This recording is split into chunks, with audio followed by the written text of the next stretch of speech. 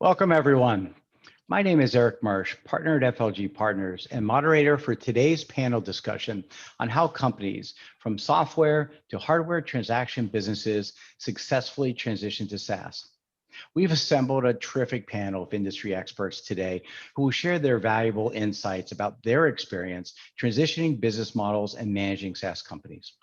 We will be addressing 5 topics in today's session. To start, Lauren Kelly, CEO of OPEXEngine, will describe her perspective about 3 types of SaaS model pivots she sees in today's market. Then, longtime CFO and current FLG partner, Ron Fiore, will take us through a case study from the software industry, the pivot at Callidus. Then we'll learn how hardware companies can shift their business models to SaaS via the experience from Datrium VMware from Mike Park, VP of Operations. FLG partner Ken Chow will then describe his experience at Nominum, an enterprise security services company selling to telcos and service providers. And we'll cap our session today with Eric Supiker, equity research analyst at JMP Securities, who will share some of his insights about SaaS leaders in the cybersecurity and IT infrastructure space. Before we get started, a quick note to please use chat for G&A as we go along. We'll collect these and have a short Q&A session at the end.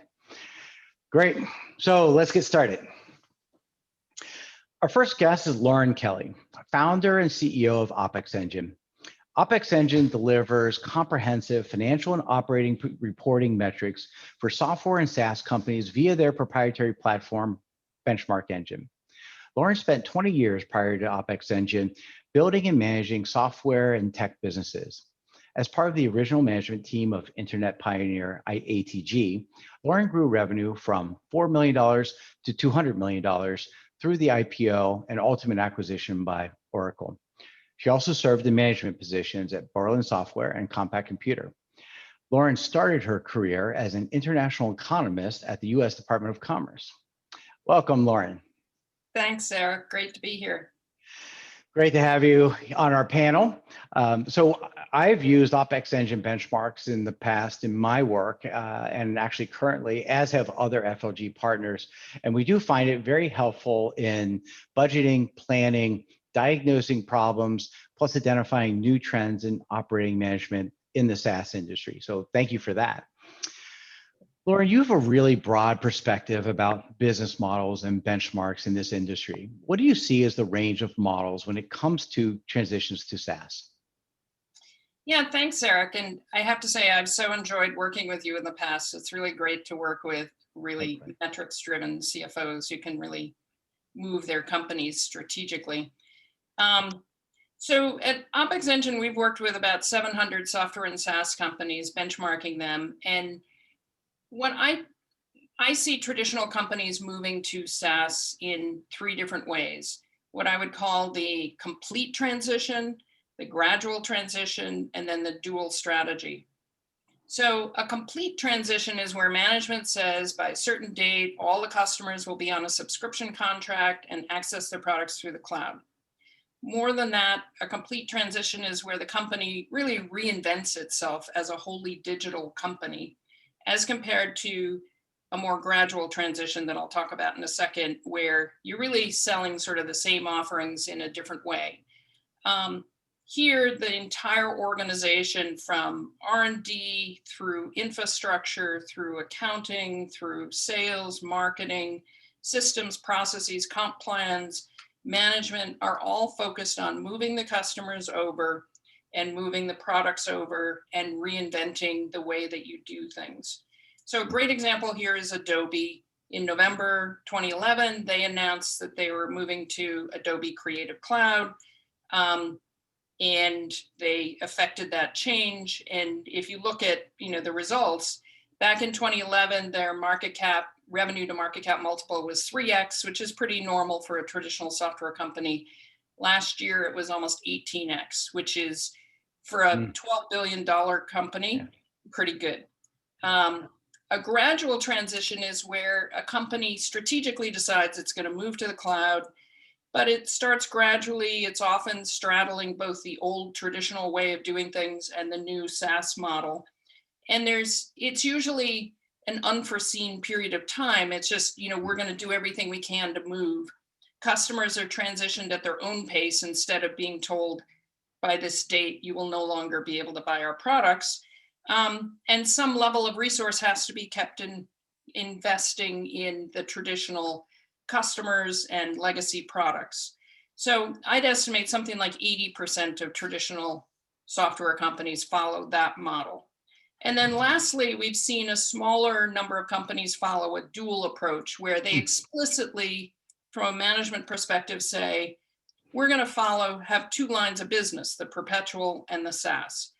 And essentially, these companies let the market and the customers sort of decide which approach or which product and contract relationship they're going to follow. So this is usually more expensive for the vendor from an investment standpoint, because you have to, and this, Eric, you've seen this in the past, you have to support both product development tracks. You have to support two different sales and marketing with different incentive plans and different, management. So Splunk is a good example of a successful company following that model. And, but they've even recently in 2020 and now going into 2021 have a really strong SaaS business, and they're moving more in that direction. Wow, so interesting, Lauren. You must have seen a lot of companies going down these paths. What do you notice in terms of the number of companies which succeed versus those who fail when pivoting? It's a great question. And I think it really just comes down to management. Strategy consultants always cite research saying like 50% of SaaS transitions fail, or at least fail the first time. Wow. And I think a successful transition requires really three fundamental things. You have to have total leadership commitment to the transition. And that means the CEO, the management, and the board are all on the same page in terms of that transition. You have to have discipline, which is hard because license revenue is like a drug, big upfront sales, that one last, how do you save the quarter? How do you save the year? Especially as you're transitioning and your total revenue is going down. You got this one deal that, everybody wants. How do you say no? You have to be able to say no. And then total operational change throughout the whole organization, which really comes down to becoming a SaaS company is not just selling the same products in a different way, but an opportunity to really reinvent the company. Great points. So can you elaborate on your total operational change and what do you mean by that specifically? Yeah, and that's a great question. I've worked in both traditional software companies and, SaaS recurring revenue companies. And, fundamentally, a traditional perpetual license company is relatively simple. There's fewer moving parts and fewer drivers of the business. And so if you're on top of that, you know what you're doing. SaaS is a more complex model. There's more moving parts. Because if you think about it, you have this virtuous circle that you need to build from lead gen to customer acquisition to customer onboarding, customer satisfaction, customer engagement, customer renewal, customer upsell. And all pieces of the organization have to feed into that in order for it to work. And when it does work, then it's a fabulous model. The scope of change is just bigger than most companies realize. So companies often fail in their first go round or even in their second go round because they don't see it as a 360 change for the company. They see it and they don't think long-term enough. So Adobe, going back to that example, announced in November of 2011, and they weren't 100% there until 2017. Wow. And during that interval, they were able to introduce 5 different iterations of Adobe Creative Cloud, and they also had to deal with customer segments that really rejected this whole concept. But then in the end, they were wildly successful at it. So the biggest fail, I think, for traditional software companies is thinking that SaaS just requires a few tweaks, put the product on AWS and change the licenses and change the, sales comp plans. But you really, as you know, and you've been through this, you have to change the accounting system. You have to change how you figure out what your gross margin is. You have to, do everything to become a digital marketer in terms of your lead gen, and you have to have different kind of partnerships, and you have to build customer engagement in ways that, sad to say, I'm old enough to remember the times when we would just sell, and walk away, and leave it to the customer to figure out what to do with it. And most importantly, companies really don't realize at the beginning that they need new metrics to track all the changes. And again, it's that traditional software companies are very income statement, balance sheet focused, which is backward looking.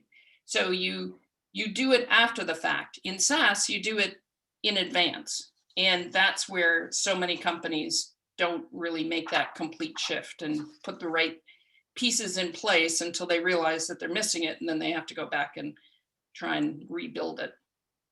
That's great. So a lot of big tech companies try to execute a SaaS pivot through M&A. Can you give us an example of one and talk about the results? Yeah, I think, absolutely. All the big tech companies have been following a model of M&A as a way to move to SaaS. And some have taken a longer time to figure out how to do it successfully than others. They oftentimes fail to reinvent their own organization. It's typical, I'm a big, huge, successful tech company and I have a huge amount of momentum, but that means also a huge sort of status quo. And I bring in the smaller company that does things totally differently, and I try and impose my way of doing everything. So oftentimes they'll fold the SaaS product into their horizontal sales and marketing organizations, and it's just another product in the sales guy's bag, which that doesn't work that well. They try and impose their traditional KPIs and financial accounting onto a SaaS company. I've had examples of tech companies acquiring companies that we were benchmarking, and then later they're being asked for reporting that totally doesn't relate to their business at all. And oftentimes the finance team of the original acquired company oftentimes leaves. And so then the acquiring company has to try and figure out, how to pick up the pieces. So if you take the example of IBM acquired something, way over 100 pure SaaS companies, and they would impose their standard IBM financial accounting on the companies. And, then IBM, and you could substitute Oracle and some other big tech companies, would go through cycles and cycles trying to figure out, how do we get this flywheel going again of what we acquired? Why isn't it happening quite like that? And I think it's pretty telling that IBM acquired Red Hat, a company with a big enough size that they did that partially to force themselves to change, because they knew they weren't doing it right, but they just couldn't, there wasn't something big enough to make them change their systems. Mm-hmm. So we'll review later some good examples of complete transitions with Callidus and Datrium, and Nominum is a great example of the gradual transition approach.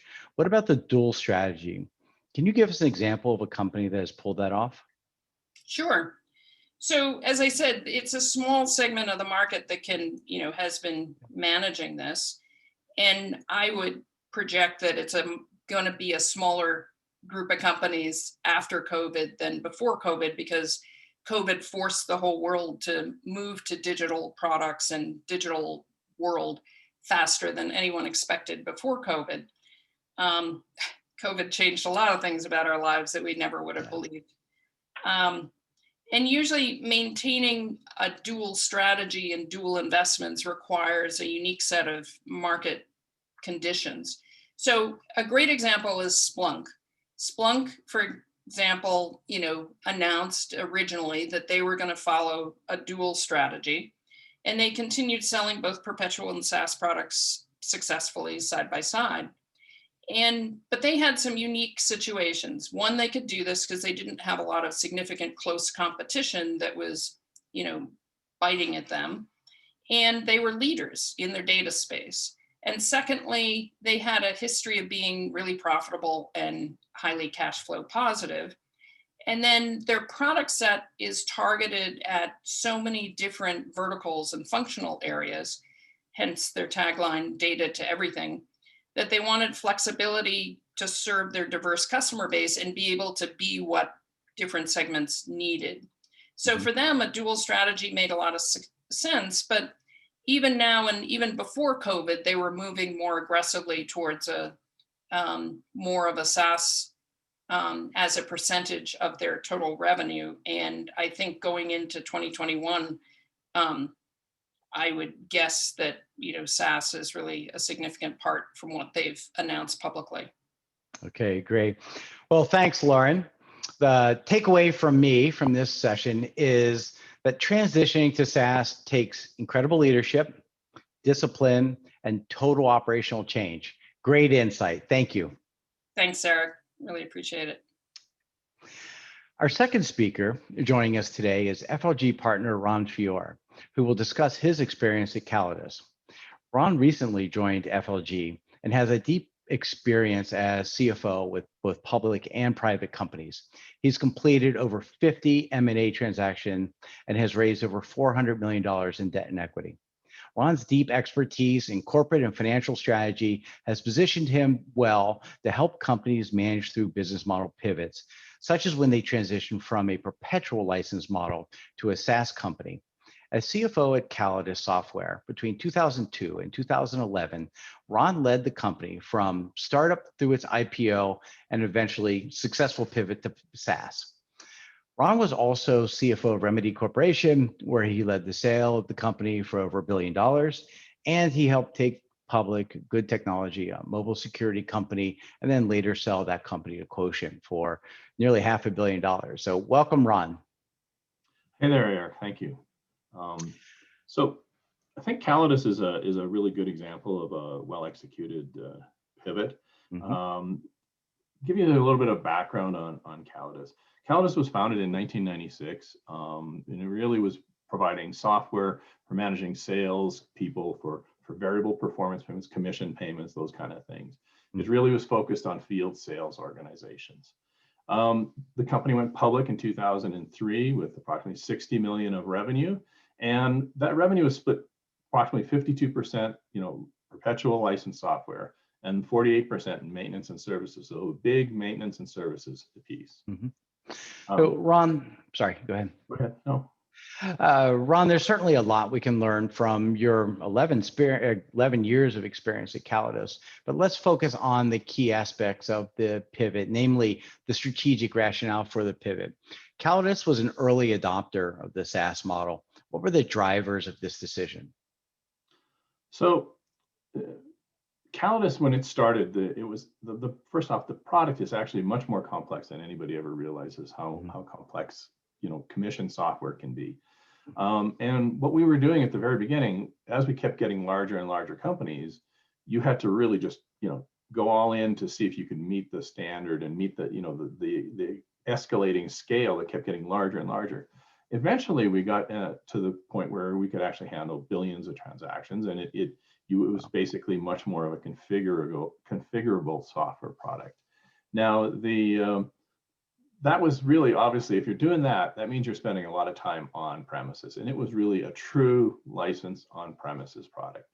Now, with that increase, with that spending all that time there was obviously, it was pretty expensive, in particular the implementation. So we had customers that were starting to push back and said, hey, we need to have a lower price. We want to have lower payments. They wanted to take things in smaller bites. We also had, interestingly enough, we had investors who were talking about, because it was at that time when, it was kind of a newer thing going SaaS. I mean, it had different names before, but it was kind of a newer thing in those days. And so we had investors saying, hey, when are you guys going to do this? Those kind of things. We actually were thinking forward, and we had a skunk works, where some of our R&D people were actually spending time building a true multi-tenant type product, which I think Lauren mentioned earlier. And it's the whole concept again of you're changing everything. You're not just changing, selling the same thing and charging it on a recurring basis. It really was changing the whole way we dealt with our customers. What ended up happening was in 2007, our CEO resigned, and that had, CEOs resigning tends to have a very negative impact on your stock price, and our stock price was hit pretty hard. And during that time frame, for the next kind of 3 to 6 months, as we changed our new CEO was our head of sales. He got promoted to that. He was a big fan of SaaS. And so we said, hey, given our stock is already hit, this is the opportune time to start making that change. So it made it much more palatable for us to make the change at that stage. Great. So that's the why. Let's turn to the how. Lauren spoke about the importance of total operating change. What operating changes did you make at Callidus? So, we were kind of in that transition period where it was a gradual transition, but you really had to change everything. It really started when you start looking at when you start looking at cash flows. That's the first cue that you have. If you start modeling this thing out, you go, oh my goodness, my cash flow is going to change radically. And, because you're amortizing typically a license over a period of 3 years now. So you're going to get your money over 3 years. Now, okay, that's going to be, and it's going to have other stresses on it. So all of a sudden you say, hey, I've got to really start to change things. So the first thing you have to do is start focusing on your costs. One of the first areas that we did was we focused on engineering, and we started to offshore our coding and those kind of things to Hyderabad. And we actually did a build, operate, transfer agreement out there so that we could actually grow our business and add engineers as we needed them. And then at some point in time, we could actually buy out the operation and actually make it part of our own company. We had to reorganize the sales team. You have different type of salespeople that are needed. You need more gatherers. You need different type of hunters. They get paid differently. The compensation rules are much different. So all of a sudden, your incentive pay actually goes down in some ways relative to the revenues that you're trying to get. So you change the whole type of person and salesperson that you're going to get in that area. We actually moved our headquarters from downtown San Jose to Pleasanton, which was a huge savings for us. It had its own issues, which you had to mitigate because obviously people don't like moving locations. But it's one of those things. Now we did have this other thing, which was, yes, we had this negative cash flow, but we also had a little bit of we often call it the drug of license revenue that continued on. So, it was one of these things that you sit there and say, okay, well, we're going to still sell some of these license revenues, these perpetual licenses, because the customers, this was a time when people didn't just automatically say, hey, I really want to go and become a SaaS. I want to buy it SaaS wise. This was the start. So at the start, you had to convince the customer in some cases that they needed to start making that move. So, but there were some customers who said, look, I'm just not going to do it. I'm going to buy a license. And you had a choice, take their money or not. And to be honest, we took their money. It was the situation. And it really was almost like a drug because it's very, very hard to shut it down. And it took us a long time before we actually shut it down. Yeah, of course. And so what happened during the transition? How long did it take? So I'm going to just put up this slide. Where is it here?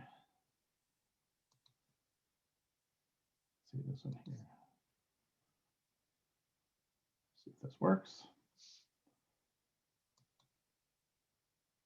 I don't know. Can you see that? Oh, great. Thank you. So on this slide, what you can see here is at the $5 mark here.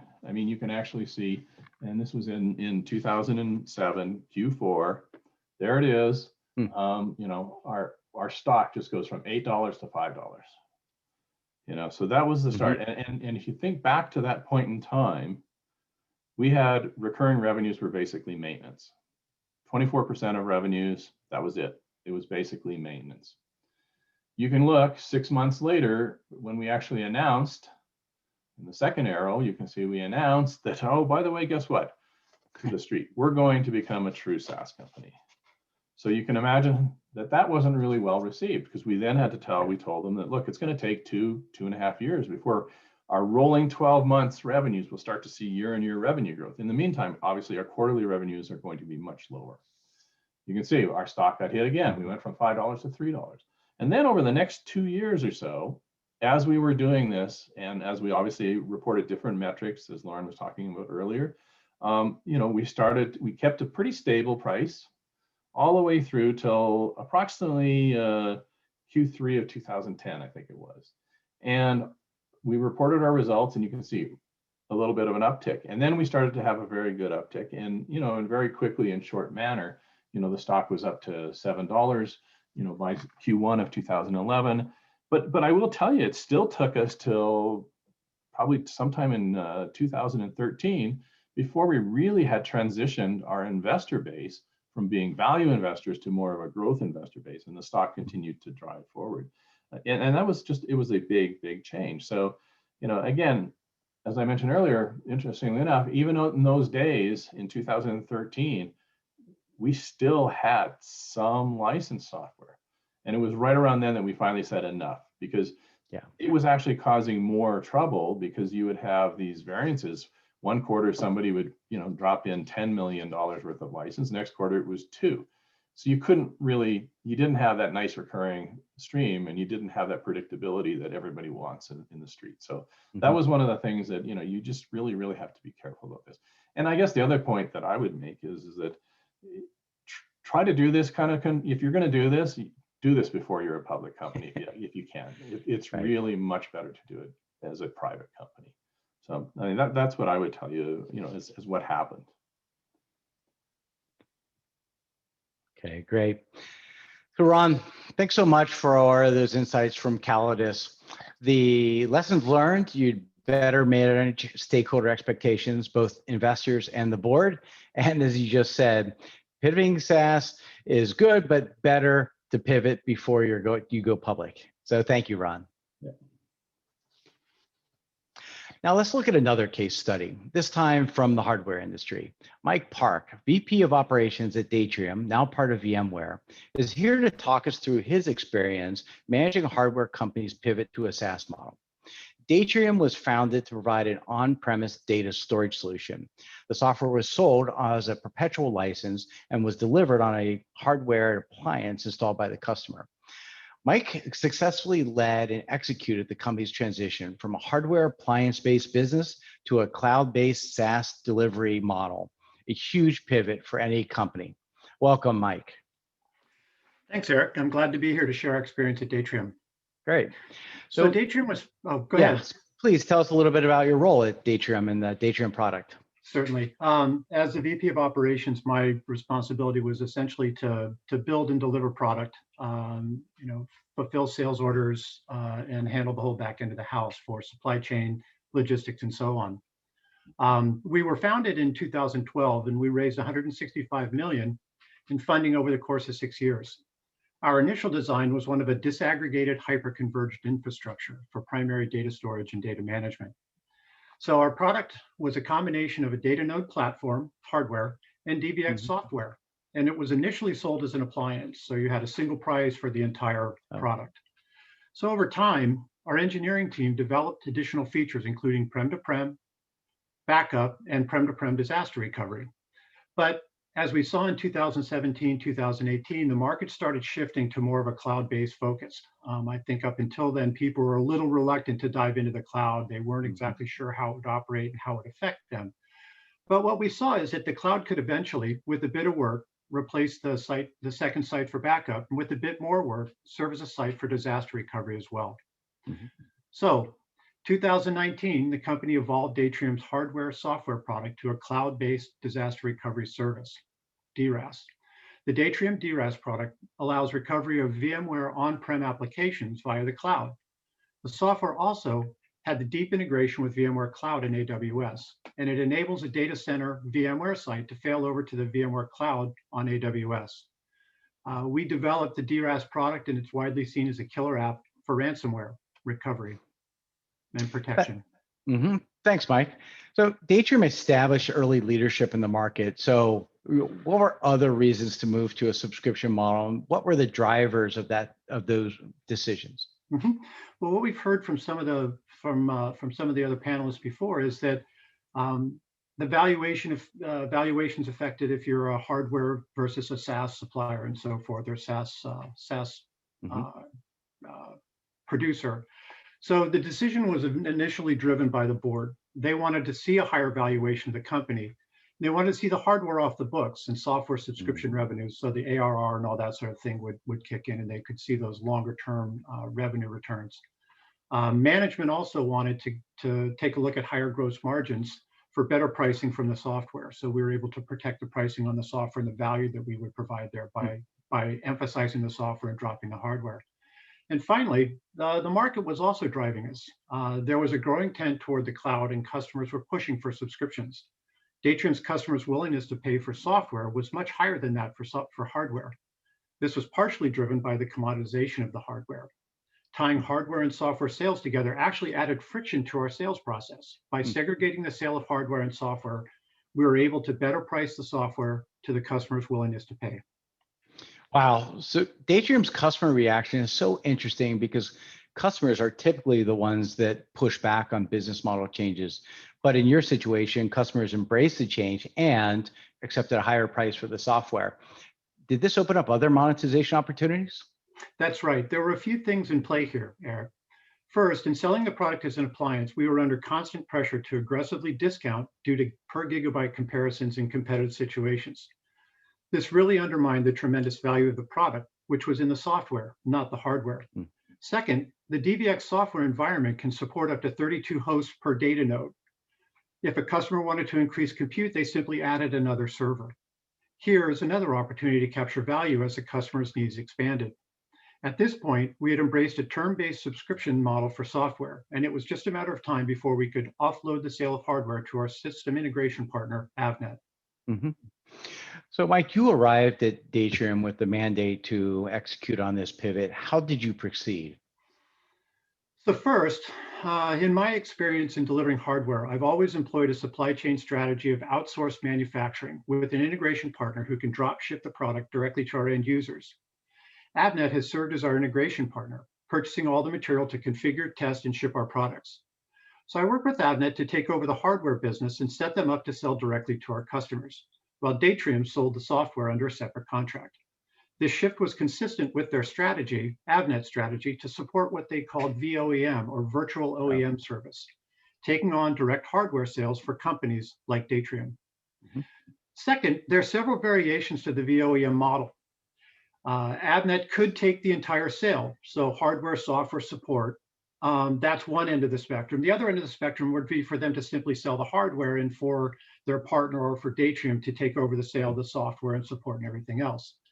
The model that we employed at Datrium was to sell the subscription software, was that Avnet would sell the hardware and the hardware support, and Datrium would sell the subscription software licenses, which included tech support. So Avnet would sell the hardware and the on-site support, and that way we would make sure that Datrium received all the customer support calls, ensuring that our technical support engineers worked directly with end users to solve any issues that occurred on-prem. This allowed us to control the customer experience as well as control learning from the customer and capture feedback from the customers for our product for enhancing our product roadmap. Third, from an operational perspective, Avnet proposed to sell the hardware and hardware support on a self-service multi-tenant sales portal. I spent an awful lot of time on the tactics of the purchasing process. Avnet's portal could not initially support the large number of product variations we worked with, and I had to work with them to customize the portal to fit our needs. And finally, in order for the pivot to be successful, the software with its features and values had to be the center of the sale. The hardware had to be the least prominent part of the process and sale. But turning over hardware sales to Avnet didn't mean we ceased our involvement with the supply chain, with cost and pricing. After all, the customers were still buying a data management solution with Datrium's name on it. We had to assure the availability, cost, and quality all met our customers' expectations. In the end, it all worked out quite well. Datrium was able to highlight the true value of our product and focus our energy on software, SaaS, and the cloud. We offloaded the expense and overhead of hardware sales to our system integration partner, Avnet. I think it's safe to say that with this shift, along with the proven ability to leverage the cloud for disaster recovery, we're instrumental in VMware's acquisition of Datrium last year. Mhm. So Mike, what advice would you give to a peer, someone else in operations who is charged with executing a pivot? And is there anything you would do differently? Well, I would point to three things. First, everyone should have their eye on SaaS as an opportunity, especially now when hardware can be outsourced or spun off as a commodity business. Second, if you're in a hardware software business, your system integration partner will be key, and this, in our case, this was Avnet, to making a successful transition to SaaS. And third, shifting to a software-driven business can really help your visibility with acquisition partners. It was key to us getting noticed by VMware at Datrium. Mm-hmm. Thanks, Mike. It's so valuable to hear the insights from an operator about the critical elements of the transition to SaaS. Key takeaways: set your partners up for success. From resellers to outsourcing partners, and ensure your entire ecosystem is prepared for the transaction. Yep. Great. Thank you. Thank you. Our fourth guest today, Ken Chow, is a fellow partner of mine at FLG. Ken has been a CFO and COO in private and public technology companies, including Nominum, Aurora Networks, Azul Systems, Catena Networks, Cobalt Networks, and others. Ken's experience spans multiple technology sectors, and over the course of his career, he's successfully completed over $600 million in private and public financings and completed over $2.4 billion in M&A transactions, including leading the IPO at Cobalt Networks and managing the subsequent sale to Sun Microsystems. Ken is here today to share his experience about the pivot to SaaS at Nominum, a $40 million enterprise security services company, which was subsequently acquired by Akamai. Ken, thanks for joining us. Hey, thanks. It's great to be here, Eric. You know, SaaS and a pivot is such an important strategic decision, you know, just like Ron had said earlier for a company. You know, while I've worked at a number of different SaaS companies, each is really different based on its stage and growth and development. And so one of the things I thought about was one of the most interesting ones was Nominum, sorry. So tell us a little bit about Nominum and why they decided to pivot to a SaaS model. Well, Nominum was a $40 million profitable enterprise security company selling DNS software primarily to telcos and service providers. And when I joined them as CFO in 2010, they're still selling a perpetual license, and their growth trajectory had just stagnated and slowed down. Their enterprise value was stagnating also, and so the board, they really, you know, the board along with the major investors recognized that to increase Nominum's enterprise value, we need to really consider radical change. And it included re-examining the entire business model and pivoting from a perpetual model to a full SaaS subscription model. After an intense amount of analysis, it became clear the SaaS model delivered far more predictability, revenue, and cash flow over a longer period of time. So one of the challenges was really to renegotiate with our customers. And from Nominum's perspective, a pivot to SaaS was clearly the path to improving, you know, customer and, you know, value over the longer term and really the company's enterprise value. So how did you begin executing the transition both internally and externally? Well, it was really interesting. You know, I knew as CFO, I'd be in the driver's seat when it came to forecasting and managing the transition over the next few quarters as we tried to roll out this massive change across the company. What I didn't see coming, however, was the role I was going to play with our customer base. You know, I'll never forget, the CEO came walking into my office after about a month. I'd been with the company about a month. And he said to me, well, I'm going to appoint you as the executive team sponsor for implementing this new model with our biggest customer, a worldwide telco based in Spain, Telefonica SA. Of course. And this is really where it got interesting, because he basically said, look, Ken, do this right. This will be a critical success factor for the entire rollout of our new model and the rest of Nominum's customer base. So I need you to get it right. I need you to get it done in 3 months by year end. And and so I was sort of like, okay. The curious question that came to mind was, okay, I'm relatively new to the company. Like, why are you giving it to the new executive on the team? And so hold that thought for a second. Yeah. So wow, not a typical task of a CFO. So when you started down that path with Telefonica, what were some of the customer challenges you encountered? Well, it became immediately clear to me that while a pivot to SaaS made a ton of sense from the company's perspective, both financially and strategically, this was going to be a tougher sell to the customer base. And the motivations for Telefonica, for example, were what were their motivations? Why would they need to change to SaaS from a perpetual license? It just wasn't obvious to them. And for anyone out there who has sold to service providers, you know that they move very slowly, and they just don't like to change. And the arguments for this transition were not that obvious, and so we had to really take a value-based selling approach. So tell us, how did you go about managing Telefonica's concerns about the SaaS model? Well, remember I said that it was kind of interesting that I was new and I was being asked to be the executive sponsor for this customer. This is where it was really the interesting nuances came in, because I was asked to be executive sponsor because the CEO had really upset the customer with some, let's call it a more heavy-handed approach.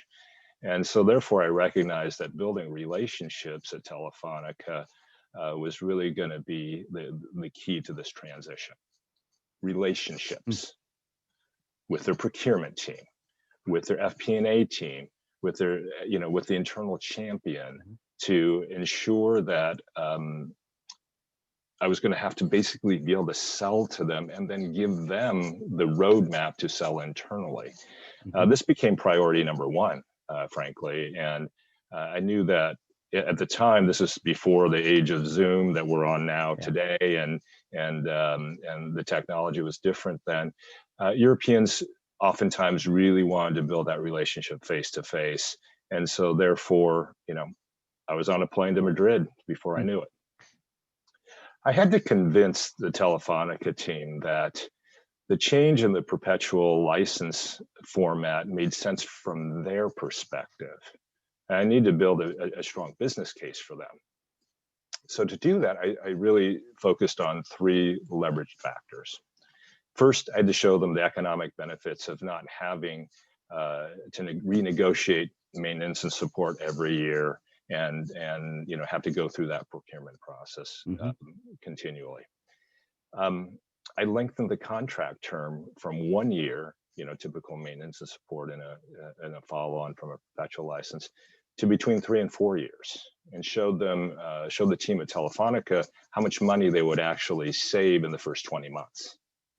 By the way, this actually turned out to be a critical turning point for their financial people who were looking to score points internally with their management team and their board. So the internal politics actually worked very well in my favor by sort of this shift. Then I had to show the M&A team, by transferring some of their CapEx budget to OPEX over a period of time for new licenses, that this could really help them help with the transition to SaaS. So, oftentimes a perpetual license would be put in the CapEx budget, but the ongoing maintenance would be in OPEX. So without the big upfront CapEx hit on new licenses, you could sort of take that cost in OPEX over time.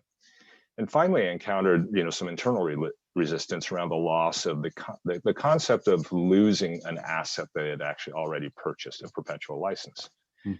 And so, what I ended up having to do was get creative. And so I agreed that in this transition, any existing perpetual licenses, and I think Lauren had mentioned it earlier, you know, sort of having both. I had to sort of say, hey, you're good. We're going to continue that program for your existing licenses, but anything new, we're going to do it on a pure SaaS subscription model. And that really sort of resonated with them, because then they didn't feel like they were losing an asset. So after 3 months of pretty intense negotiation, I think I probably talked to them maybe every other day for 3 months, and you know, early morning calls and so forth. We closed the largest deal in the company's history, and it was really a game changer for the company, because it paved the way for us to shift our entire business model to a full SaaS, you know, licensing focus. And so it really did change and evolve the company over a longer period of time. This just happened to be the first example and the largest. So Ken, what advice would you give to other CFOs faced with making a pivot from perpetual to SaaS? You know, I would tell them, put themselves in the shoes of the customers. Yeah. You know, rapidly identify, you know, who the most important stakeholders and decision makers are at the customer, and you know, really understand what the internal political landscape could be at the customer. You know, the key is to understanding what the customer's objections are, and really develop a solid strategy to address them one by one. You know, if you know what the internal challenges are and what your client's needs are, you're just going to have a much better and easier way to transition. It's not easy. And, you know, in Ron's case, for example, he did it when he was public, which is pretty tough. I would reiterate his advice about do it before you become public. But, you know, once you develop these strong relationships with the right stakeholders in helping them to solve their problem, they will help you. And ultimately, it's a win-win for everyone. Wow, what a great story, Ken. I think that was brilliant to focus first on building the customer relationship as a way to better achieve buy-in with them. Well done, and thank you. Thanks. Now I'd like to introduce our final guest, Eric Supiger. Eric is an equity research analyst at JMP Securities, covering cybersecurity and internet infrastructure sectors. Eric covers 20 companies and writes extensively about the sector. Eric, thanks for joining us today. We could probably spend hours discussing your many insights from covering this area over the past 20 plus years, but today let's focus on SaaS pivots. Starting with your investment thesis, and specifically, how do SaaS pivots figure into your investment thesis? Well, hello, Eric, and thank you for having me. Appreciate your hosting this very interesting call. So in terms of the transition to SaaS, SaaS is clearly a more attractive model for investors than the traditional perpetual license model. It has better visibility for investors. It reflects the underlying demand, customer demand better. It keeps a stronger customer engagement, and it's really more efficient from a product development and maintenance perspective. So investors do assign a higher valuation to SaaS models. But that said, if a company's product isn't applicable for a SaaS delivery model, investors aren't going to give them the credit for being a SaaS company. Investors will really want to see if a company is transitioning to SaaS, investors really want to see evidence that at least the company is going to be competitive as a SaaS provider, and then also see that the SaaS solution is going to be a meaningful part of the company over the long term. If investors aren't convinced that it is a key driver for the company and the company's making a legitimate transition, then it really it's not going to get much of a value benefit for the company. Eric, how should companies best communicate with investors when discussing the pivot?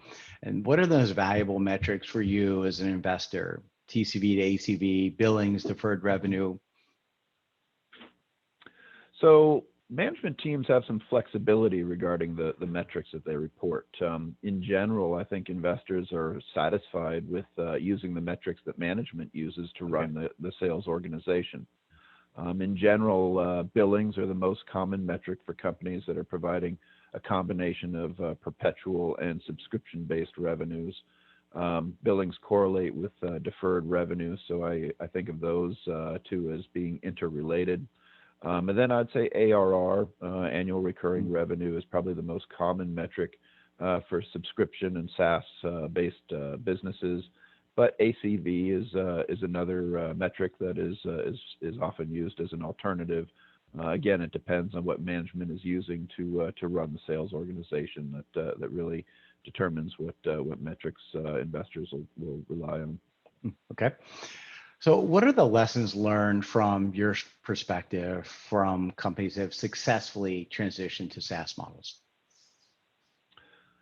So SaaS implies a couple of transitions. First off, it implies a shift to subscription-based sales in place of traditional licensed-based or perpetual license-based sales. SaaS also implies a new delivery model. It really requires a major product transition in terms of that delivery model. In terms of the first transition, I'd say lots of companies have introduced subscription models for on-premise products. Investors understand that transition to subscription revenues pretty well. Investors understand that revenues will slow, but they can rely on other metrics like ARR to reflect the underlying growth. The transition typically does go reasonably well, moving to subscription. Investors will sustain the valuation for those companies. And as a general rule, it's best to make that transition fairly quickly. If it's done quickly, it's a pretty satisfying transition for the company. Within my coverage, Varonis is a company that exemplifies a vendor that really made a transition from perpetual license to subscription with pretty good performance in their stock. Stock more than doubled during that time. The second part, the transition to a SaaS delivery model, is much more difficult. Most companies introduced SaaS as an addition to their traditional product. Lots of companies have tried the transition, and it typically results in some pretty significant volatility in their stock. Within my coverage, Nutanix and Splunk are a couple of examples of companies that have transitioned part of their business to SaaS, and both have incurred a fair amount of volatility in light of that. Nutanix in particular, they've really had their stock cut in half in light of some of the transitions that they've had going on. Investors struggle with the transition because really, in a lot of cases, there's a lot of dynamics that are going on that make it difficult for investors to have visibility into the business. For example, when revenues slow because of the transition to subscription, investors have to trust management that the slowdown really reflects the transition to subscription, whereas typically there are other transitions that are underway that are also corresponding with the transition to SaaS. Contract duration is something that frequently declines during that transition to SaaS, and so the growth in subscription revenue really is not in proportion to the decline in the perpetual sales. Other transitions can be introduction of subscription pricing for the legacy products, or companies oftentimes have to make an acquisition during that transition because they need additional technologies to get to market quickly. In those cases, it can be difficult for a analyst to really assess the underlying growth trends because the transparency is not there. And as a result, if the company misses during this transition, if it's a sales execution issue where it is a correctable issue, investors don't have a good way of understanding whether or not this really is an execution issue, or if it's a longer term issue. For example, maybe it's a slowdown in demand or competition. And so the challenge is that you need to maintain that investor trust during that time. a couple of things that I would just suggest management teams keep in mind is if the company completes the transition to SaaS quickly without any setbacks, they'll be able to keep that valuation up and they won't incur the volatility.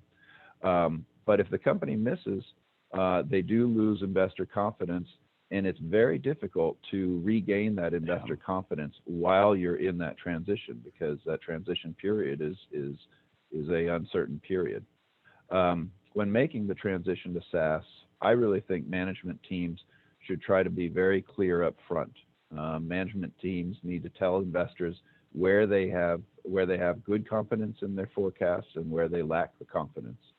They should try to stick to their transition plan. If they deviate from the plan, they should not add additional transitions. For example, if they can avoid making acquisitions during that time, that will give investors a little bit better visibility into the underlying trends. There are relatively few companies that have made that transition to SaaS as a public company without a lot of volatility. It can be done. I'd point to Dynatrace as a company that really had a pretty successful a pretty successful transition. But I would note that Dynatrace had been a private company before they made that transition. And so they set themselves up for success while they were private. And so even though they went public and they completed most of the transition at that time, it was over about a year to 18 months, they were able to do that without too much of a setback. In fact, it was a pretty accelerated transition relative to expectations. Mm-hmm. So can you talk a little more about what revenue and cash flow changes you expect to see during the transition and what exactly you do see? So I think it's pretty well understood that the transition will result in revenues and bookings slowing rather significantly. And there's a corresponding impact, an exaggerated impact to the earnings and cash flows. The speed of the transition really dictates the impact to revenues and bookings as well as earnings and cash flows. And it usually happens faster than management had anticipated. Therefore, I would certainly suggest that management should prepare for a more rapid transition than they have initially expected, and they should give investors some perspective on that. I'd point to Splunk as an example of a company that made a rather significant transition in its forecast in order to really convey the impact of the transition. When Splunk reported their second fiscal quarter of fiscal 20, they reduced their free cash flow forecast guidance from a positive $250 million forecast for fiscal 20 to a negative $300 million burn in fiscal 20. That was a very meaningful change. It took investors by surprise, and it did create some volatility in the stock. But what it did was it allowed the investors to have a pretty granular understanding of what management thought was going to take place. And it also allowed management to point to future years where the cash flows were going to reverse and they were going to start getting back to some pretty healthy cash flow generation.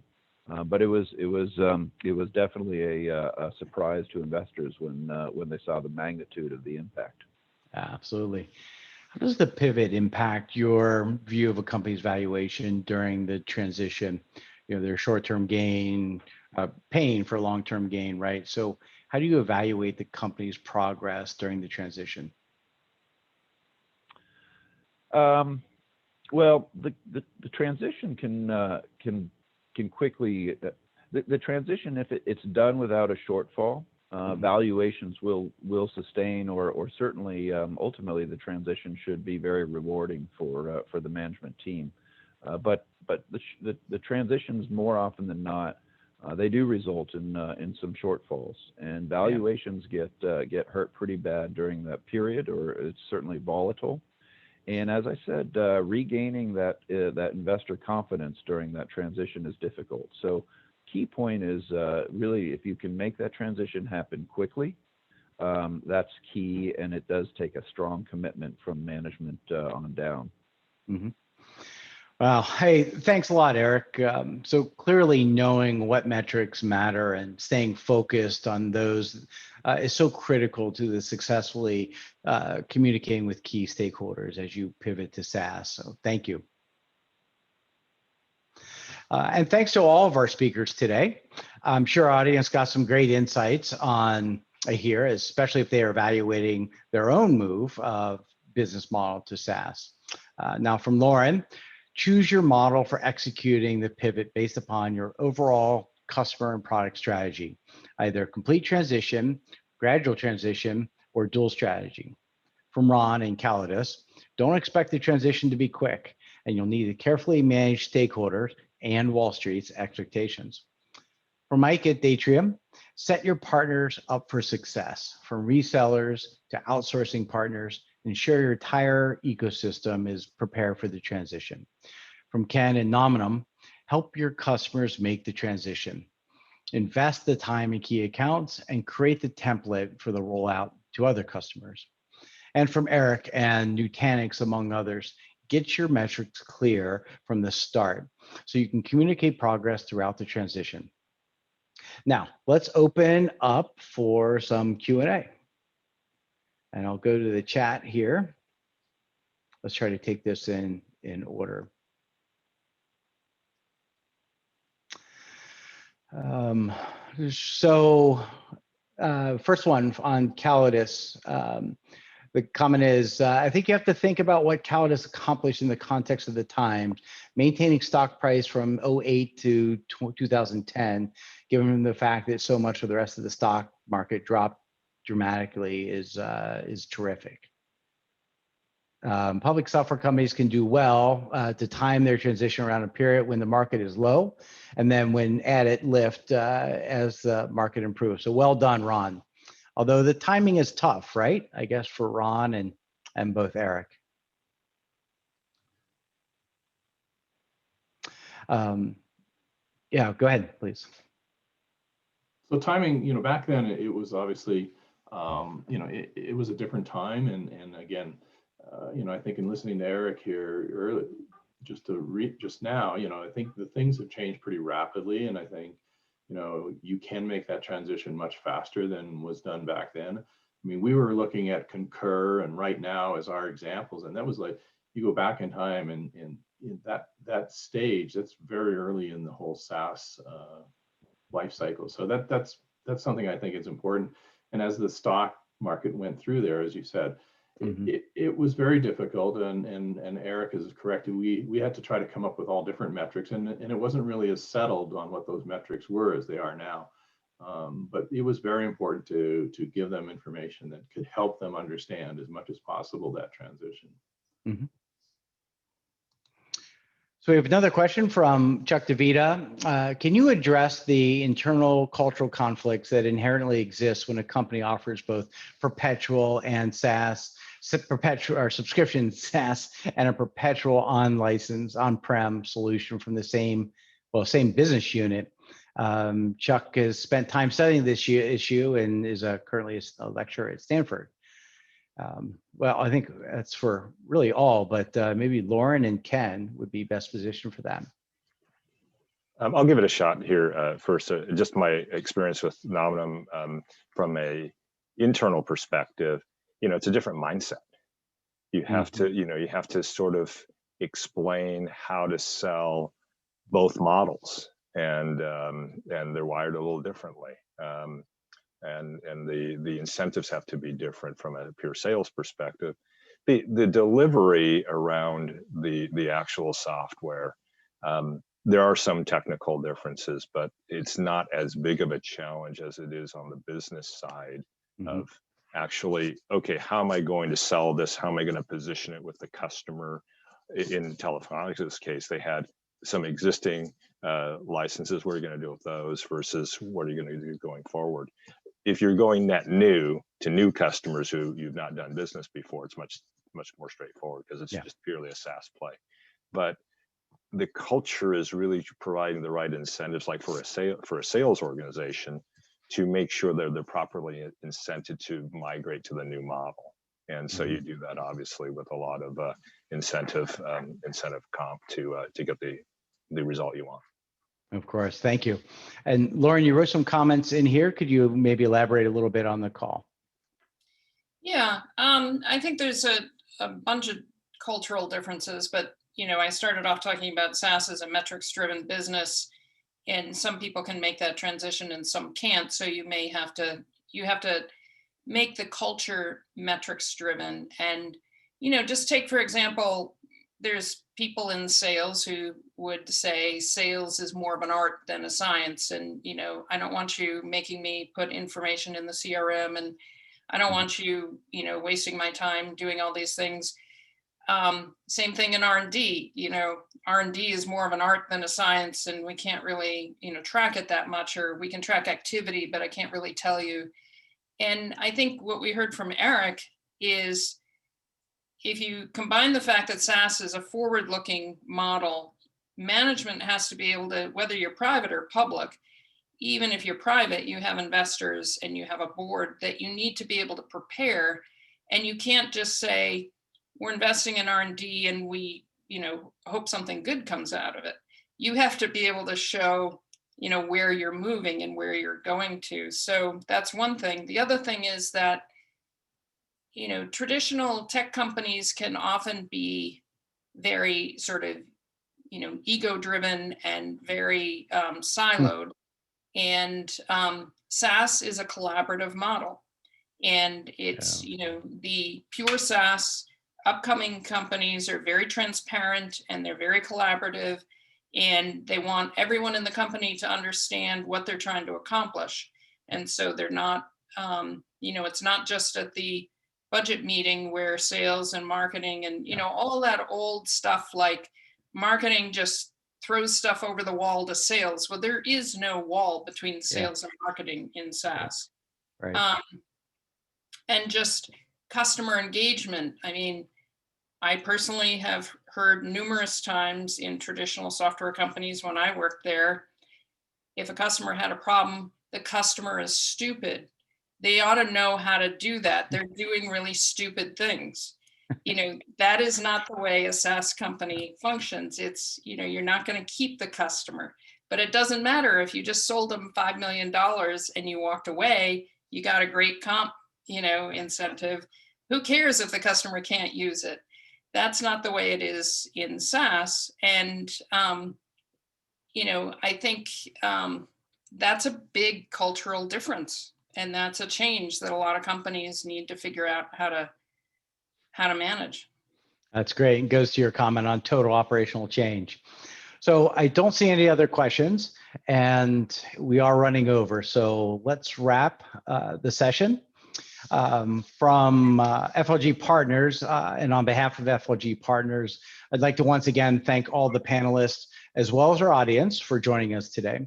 And quick note, we'll be sending out a feedback survey later this afternoon to all of you to help guide us at FLG as we continue to offer these types of opportunities to inform and engage our clients and colleagues in the business community. And we hope you'll join us again for future events in our FLG Leadership Series. Thank you, everyone. Thanks, Eric. Thanks, FLG. Thank you. Thank you very much. Thank you.